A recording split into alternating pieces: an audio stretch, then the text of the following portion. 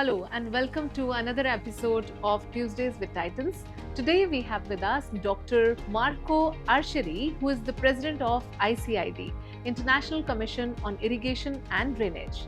Dr. Marco brings along 3 decades of his experience working in the agriculture sector, specifically on irrigation and drainage. He has also been a permanent observer to UN agencies, and his involvement in various key initiatives like WASAG, one of the prestigious program of FAO, water scarcity in agriculture, and has also been part of various important initiatives of World Water Council.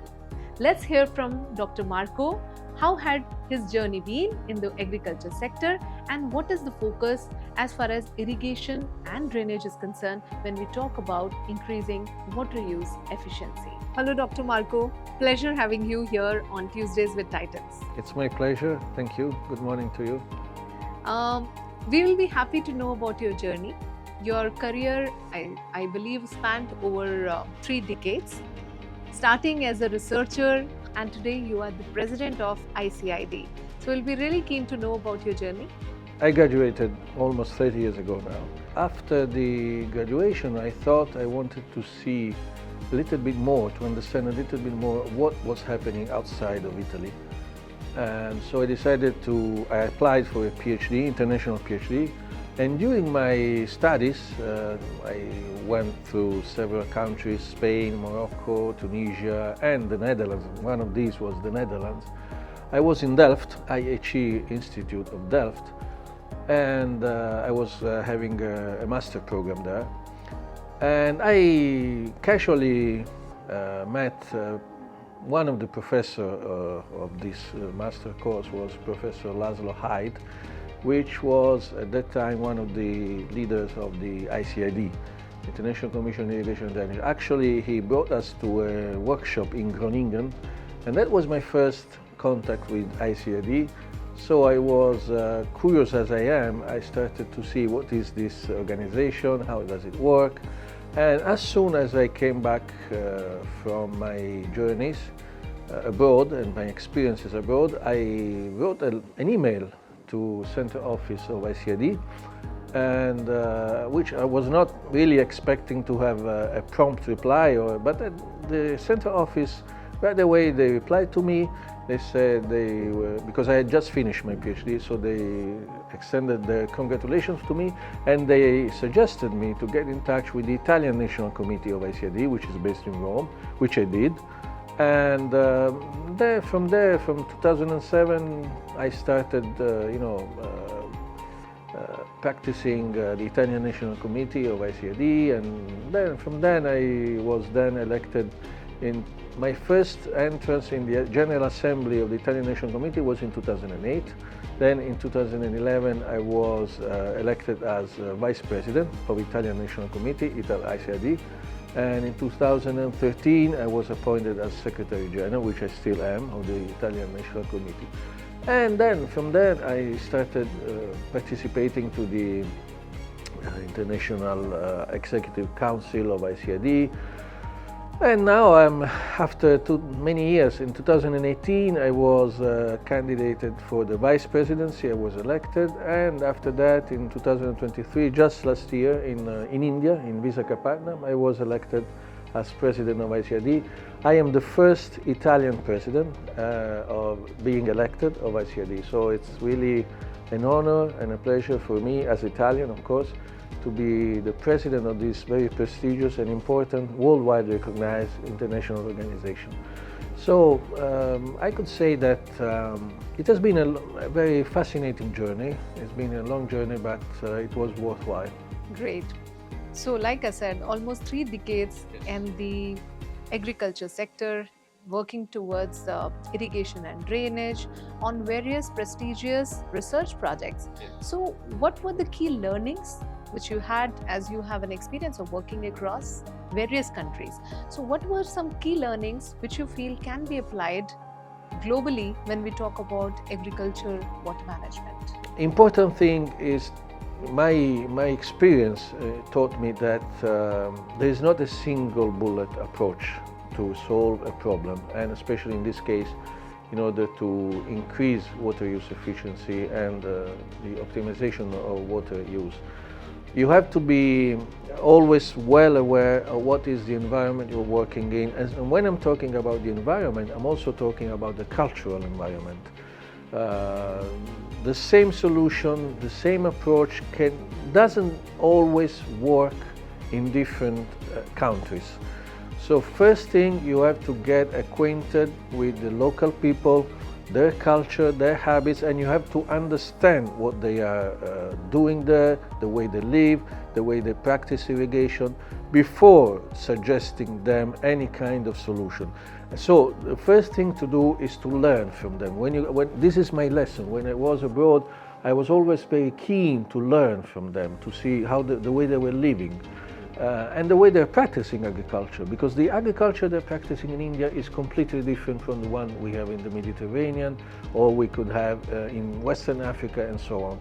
Even though they have the same problems, of course, but different approach. So first thing is to learn and be curious. You have to be curious to learn from this kind of practices and from this kind of environments, what is the approach they have. And then you can teach them. Then you can try to share with them the experiences and transferring to them the up-to-date solutions to optimize water use and in order to increase water use efficiency. And I'm sure policy interventions are equally important. Of course. So, and the policies are different for different countries. So what is your take on the policy side of as far as agriculture and irrigation sector is concerned when we talk about India? Yes, again, different policies, different politics, different cultural school, I would say. The kind of politics you can find in United States, for instance, is completely different from the one you will find in Africa or in Asia and so on. Again, one of the goals of the Irrigation and Drainage Commission of the ICID is exactly based upon this. We are trying with our national committees, we are based in about 100 countries, and most of them are all of them are dealing with irrigation and drainage issues.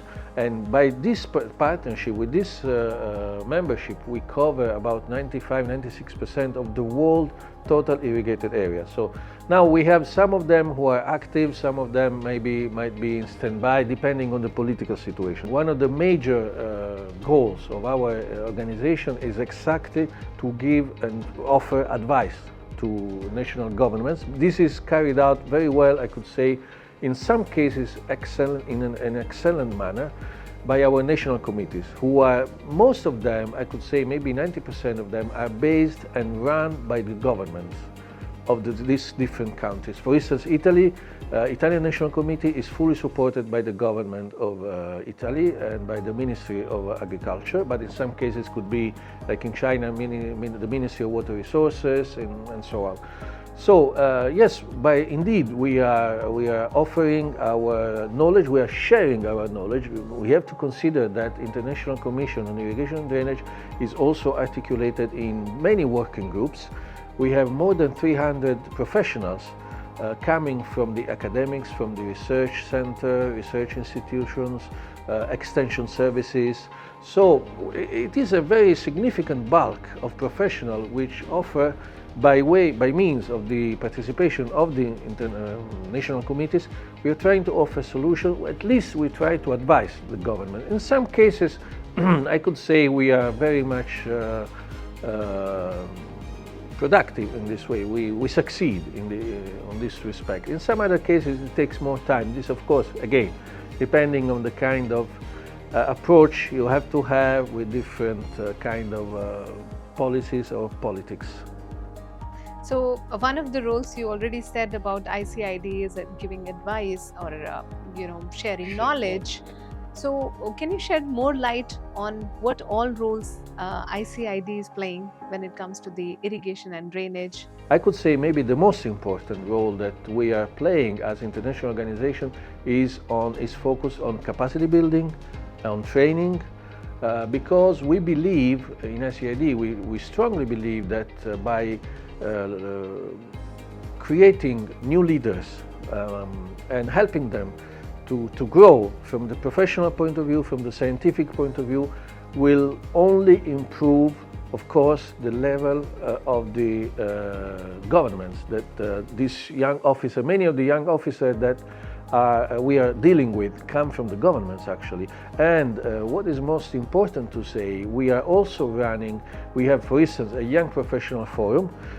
With this young professional forum we gather young professionals from all over the world. Also as ICID, because of the linkages we have with our partners, specifically, most importantly, I could say FAO, IMI, International Water Management Institute, ICID, World Bank, Asian Development Bank, African Development Bank, many institutions, both from the financial point of view and the technical and scientific point of view. Thanks to our linkages with all these organizations, we are part of a very important, I think, network of organizations. We are able to offer full support, economic support, financial support to these young professionals who from time to time, maybe at least I could say once a year, are invited to come to our international workshops, to our congresses and conferences, so they learn. They participate, they are supported, their air ticket, accommodation and wherever, and they are supported. So again, knowledge sharing, especially capacity building, training, I think these are the most important objectives we have as international organization. You spoke about young professionals, you spoke about the platform given to the young professionals and discussing and sharing knowledge base with the young professionals.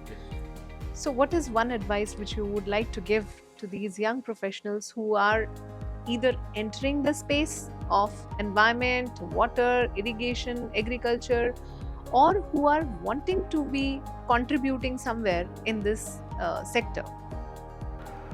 Well, I would be too ambitious to be the one who gives advice, but anyway, I can talk on my experience. Based on my experience, I would recommend, I would give this kind of suggestion. You have to be, for young people, you always have to be curious. You don't have to stop to the superficial aspect of the things. You also, my suggestion would be to go always a little bit deeper into the issues, and being curious to know, curious to experience. So this could be one of the key messages I would like to give. To be curious, to be willing to know, willing to experience, and never stop to what is the epidemical aspect of the issue. Always try to get a little bit deeper. I'm not saying that you should not believe to what you're told, but you have to experience it yourself. This is my experience, and I think it's a worthwhile message to give. Great. And now, as we come to the end of this interview piece, I'll be more than happy to have a message from you for the readers of Water Digest and for the viewers of WD News. There we go. I think the people who are reading Water Digest are very, very well knowledgeable, very keen to know what is going on in the world. And so, again, I think keep on reading. This is my because if you have knowledge, you can rule the processes.